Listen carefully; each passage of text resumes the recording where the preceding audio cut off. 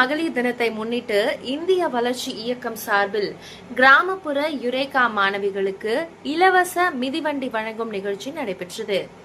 திருவண்ணாமலை மாவட்டம் கீழ்பெண்ணாத்துறை அடுத்த ஏர்ப்பாக்கம் கிராமத்தில் உலக மகளிர் தினத்தை முன்னிட்டு இந்திய வளர்ச்சி இயக்கம் சார்பில் கிராமப்புற யுரேகா மாணவிகளுக்கு இலவசமாக மிதிவண்டிகள் வழங்கும் நிகழ்ச்சி இந்திய வளர்ச்சி இயக்க திட்ட இயக்குநர் தாரா ஸ்ரீதர் தலைமையில் நடைபெற்றது.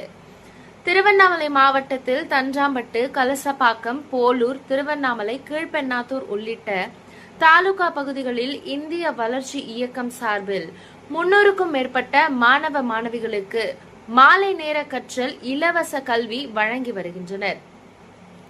இதில் தஞ்சாம்பட்டு வட்டாட்சியர் சர்க்கரை, ஜெயம் கல்வியியல் கல்லூரி தாளாளர் சுமித்ரா தேவி, இந்திய வளர்ச்சி இயக்கம் திட்ட இயக்குநர் சீனிவாசன் கலந்து கொண்டு சிறப்புரையாற்றினர். மேலும் பழங்குடியின பெண்களின் இடைநிற்றல் தவிர்க்கவும் கற்றல் மேம்படுத்தும் வகையில் 36 கிராமப்புற யுரேகா மாணவிகளுக்கு இலவச மிதிவண்டிகளையும் வழங்கினர். பின்னர் மாணவிகள் பிரமிடுகள் வடிவத்தில் சாகசங்களை செய்து காட்டினர். மேலும் சிலம்பம் சுற்றி தங்களது திறமைகளையும் வெளிப்படுத்தினர்.